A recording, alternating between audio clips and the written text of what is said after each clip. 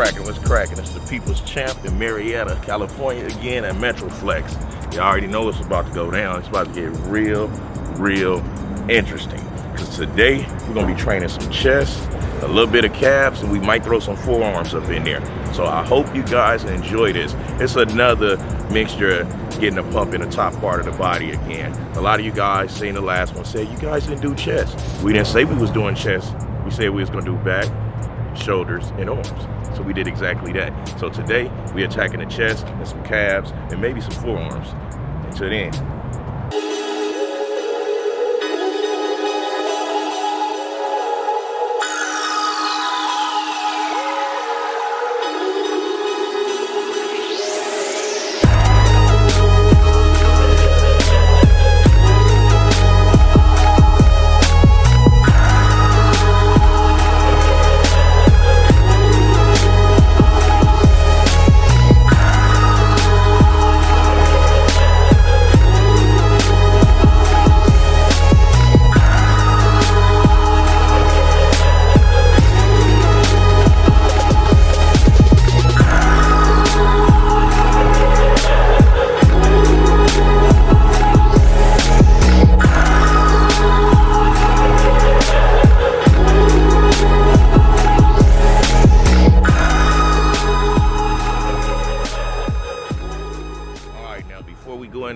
Out, get all hot and sweaty, I want to talk about one of the things, my passions. Like I told you in the last video, I'm a Harley builder. I build Harleys, repair them, and all of that. Here go my first pride and joy that I did a tribute bike to myself. It's the Mack Truck MT bike, but the name of this bike is coronavirus. Not to offend any of you peoples out there who lost some family members to coronavirus, as to myself, but my bike symbolized aggression, power, and whoever get in this way is gonna get took down. That's what it's all about when it pertains to the name Corona. So here go Corona. As you can see, my baby been built from the ground.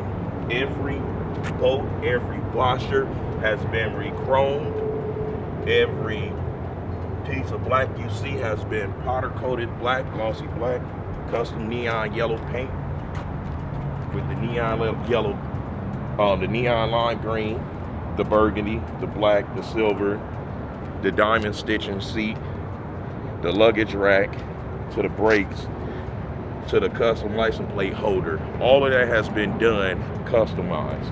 So there's not much on this bike that has been bought or brought off the showroom floor. It has all been done from the engine to the transmission to the rims.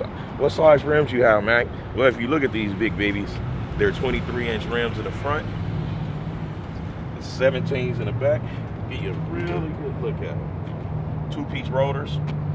Those of you that's bike lovers out there, y'all know how expensive a two-piece rotor is. So y'all like, Mac, okay, what's expensive? For example, for this front rim and this back rim to be made the way I want it, it cost me $3,500 for rims, rotors, and tires. Yes, that's a lot of money for two wheels. Okay, from the customized logo on the front, WWD, that's Wetworks Designs. They actually painted my bike. I told them what I wanted. They sketched it out. It came out, the paint came out exactly the way I wanted. And you can see the MT blast throughout the bike, from the name to everything else. Is really aggressive. So how much did it cost me to build it from the ground up to get to this point? Since I do it myself, I saved on labor, me and my business partner. So I saved on labor as far as parts and every piece that came into this bike. It really didn't cost me too much of anything. I'm probably a little bit over 17 grand. So it was more cost efficient for me, which means I saved a pretty penny. So for those of you out there that's looking into building a bike, customizing your bike, doing any repairs, feel free to reach out to me. If you follow me on Instagram, you know how to DM me. So just slide into my direct message, leave me a message, let me know the bike description, what all you're trying to do, and then I'll give you the address and have you come down to see us. Other than that, until then, let's keep on riding, baby.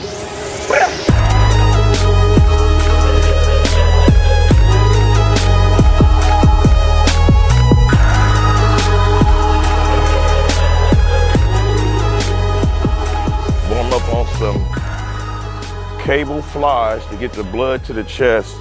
That's what I like to do first.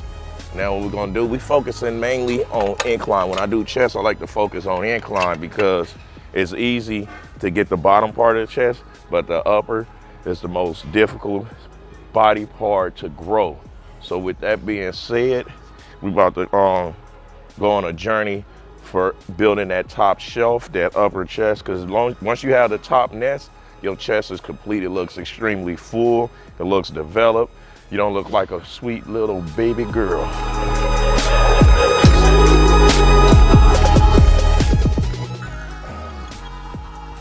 Yeah, concentrate on squeeze the pecs together, because the pump comes from the squeeze.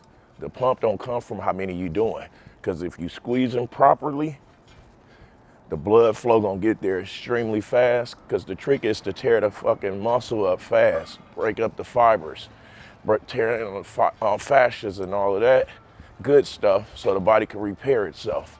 And that's where my new supplement line, 24-hour recovery, is gonna come into play to help your chest and every muscle area continue repairing itself 24 hours of the day from the time that you first sip it. Yeah.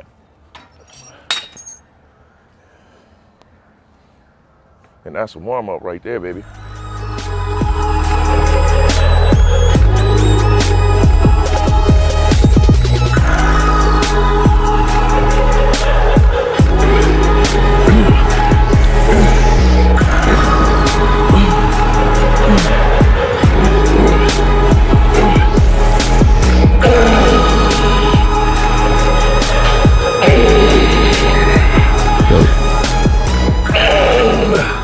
Now what I was doing with the last 3 holds was holding the blood in the muscle.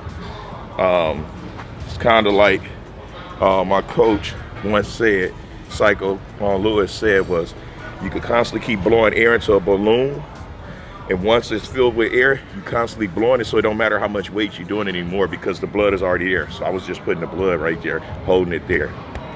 Yeah, King Kong. This is our last one. We already did 2 warm-ups and we did 3 active sets. Whatever we capturing on a video is not gonna be the full complete sets. So I'm about to change my feet position and do it how me and the late great Rich Piana used to do it. That's bent all the way over with our feet right here, where you have no other choice but to lead with the chest. The shoulders is out of it, the back is out of it, the arms are out of it. And you make the weight as heavy as possible for you to where you can still control it. Let's go for it.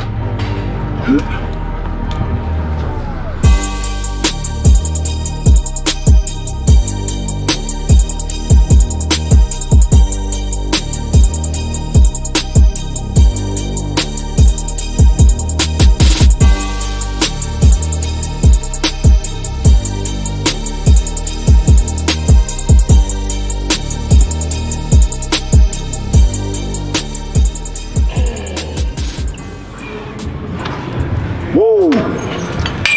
Yeah, that's what we used to do. All right, so we're gonna go over here and do some incline now. We're gonna start off with the incline barbell. Remember, we're attacking the top chest. We got the blood into the muscle now. Let's go ahead and finish activating and destroying the fucking tissues and the fibers.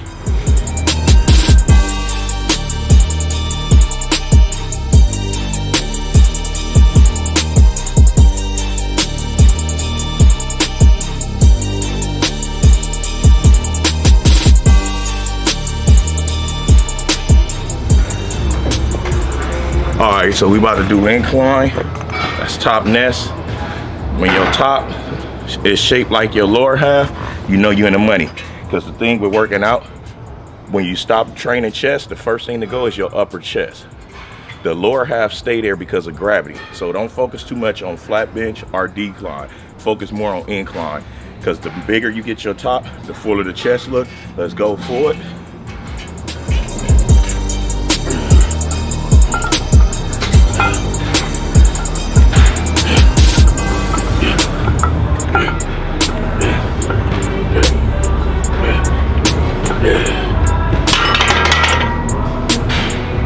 Ain't nothing like the smell of real metal, real iron.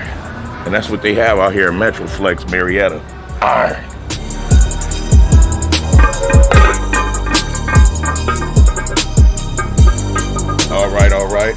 we did 2 sets with the 135, and then we about to do 2 more sets with the 225.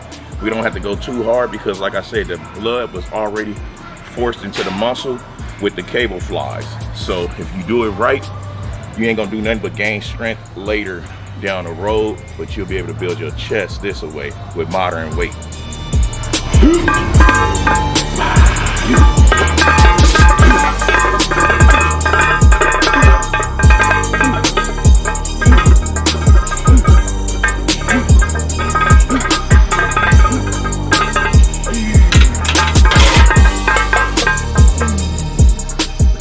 Don't let the smooth taste fool you.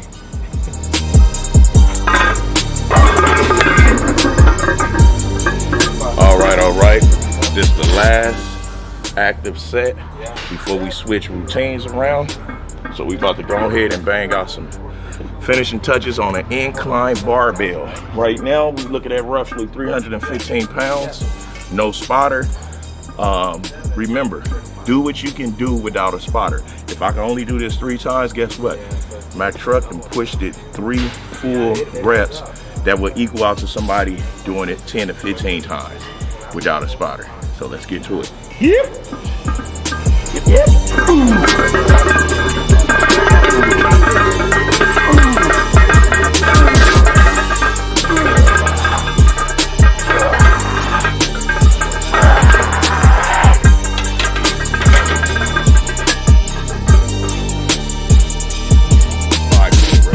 Not too bad for an old man. All right, so we just finished the incline. Now we're about to go with this dope ass old school peg deck machine, but it's an incline peg deck machine with that Mercedes-Benz brown leather, baby. That Ronnie Coleman brown glove, workout gloves leather.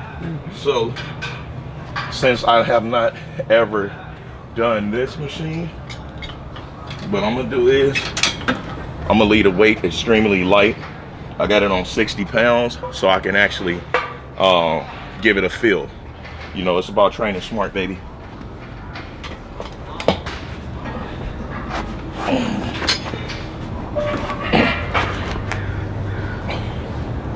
Oh yeah, this top nest sitting up there like Betty Crocker cakes.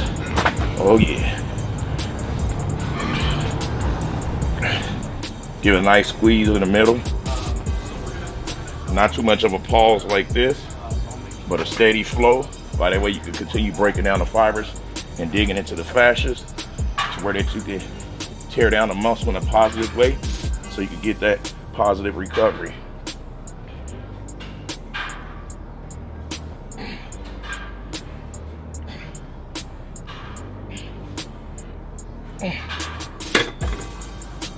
Always let it down one at a time. Don't ever lay them down both at a time, one at a time, because if you do it with both, you could possibly tear your front delt or your pec. Be careful.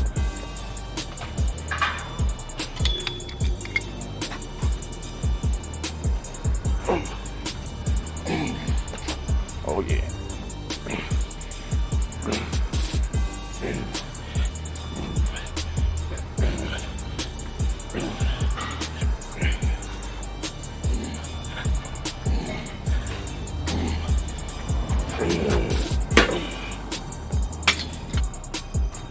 Oh, it's in there now. It's in there. We got one more routine to do for chest, and then we're gonna move on to the next muscle areas, because chest is pretty much fully activated, so you don't have to do too many different routines for chest when you focus it on the upper chest. Like I said, look at the upper is full, and you can see the lower half even got the blood in there too. So no need in focusing on decline to build up your lower chest when you lack it on your upper chest. And weak chest areas, train them twice a week. If you do it Monday, you should also do them on Thursdays. Do a double split.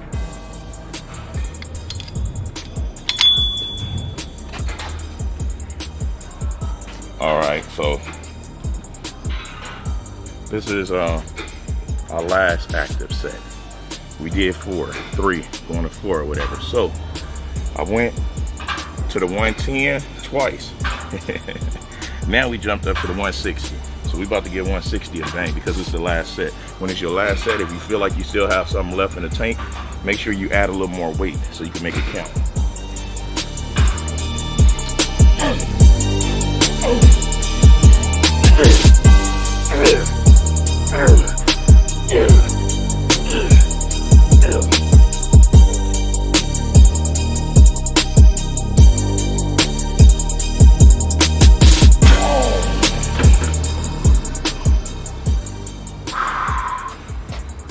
Yeah, now we working, baby.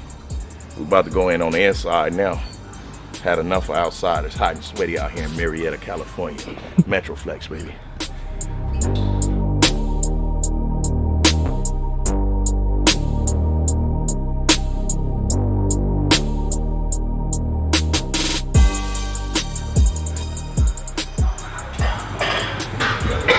All right, now we're doing incline flies.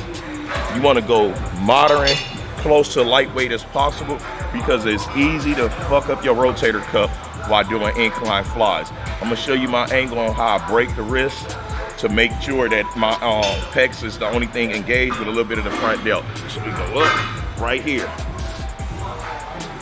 and this gonna guide you.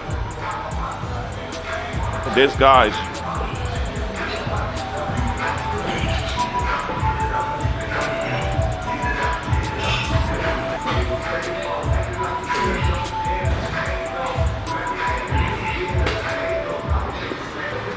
Now we do 4 sets with that. The highest I ever go on incline flies with the dumbbells is 50s, and I don't do that every time I do them. I like to stay at 25 to 35 pounds when it goes to that. Like I say, you can mess your rotator cuff up, and once that's messed up, you're in trouble for about a year or two.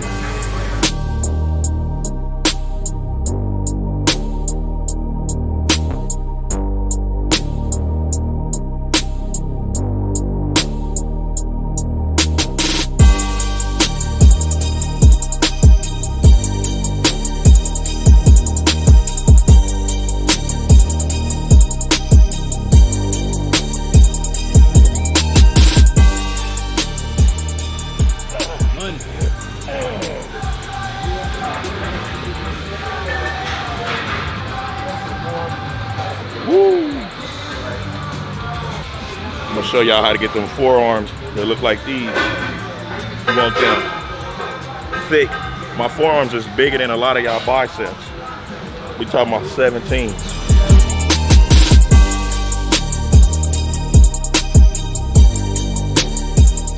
All right, so what we about to do, we starting off with the barbell curls, overhand, so to get the top part of the forearm, and then we're gonna go underhand, so to get the outside of the forearm.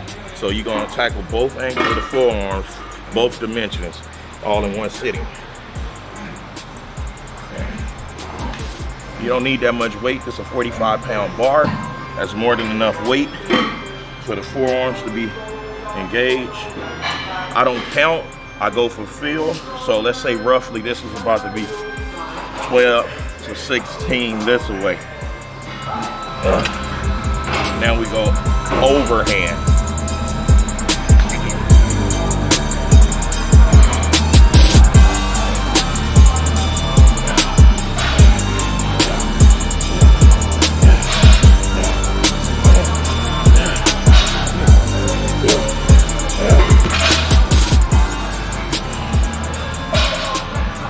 So with forearms, you don't have to do 3-4 sets. You can do 2 sets with this, and you're gonna do 2 sets of another angle. And what that do is, with forearms, it's a muscle area where you can do it every other day in order to get your forearms to grow. So every other day would be perfect. It's the same thing with calves. So been talking long enough. We're going right back into the next set. We're going underhand right now again.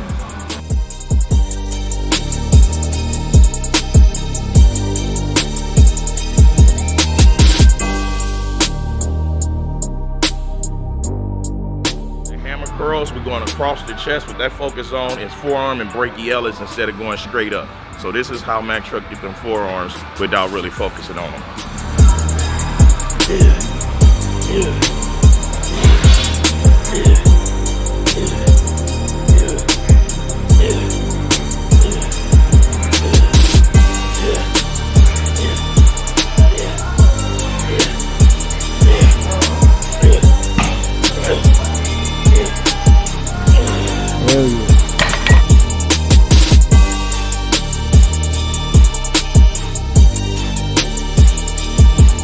right, so look, now we about to do calves.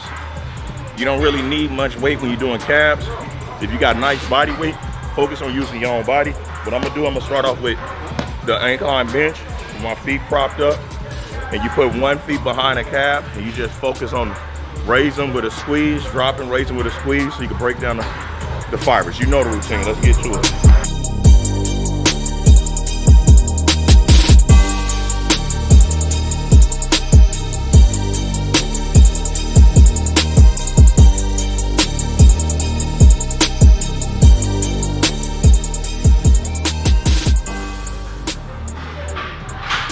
And them calves gotta be close to your bicep. Mine is off, my calves is only 18s. My biceps is 21s and a quarter, so I gotta do more work on my calves. Easy. They getting there. Small ankles, big calves. Who said black men don't have calves? Read the tea.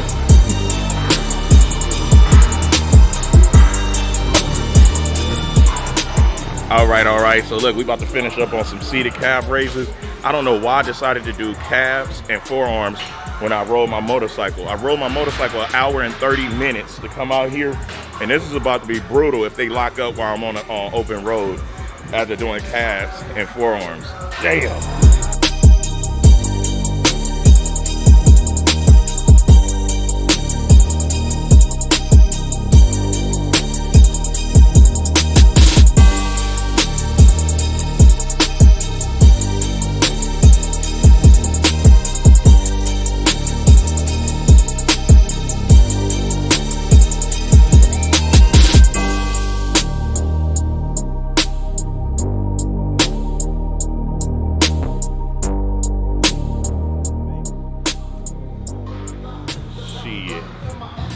Hey, my boy Sean Roden ain't the only one with nice calves.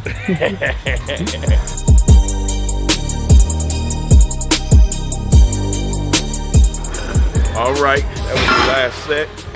Calves is also a muscle that you can do every other day to get them going big. So calves and forearms and chest, you can do it twice a week, chest twice a week, calves, forearms every other day.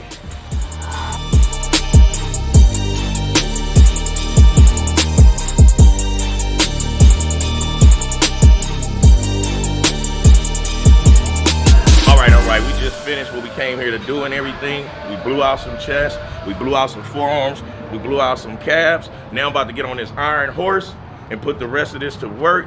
Hopefully you guys tune in to see what I got else coming.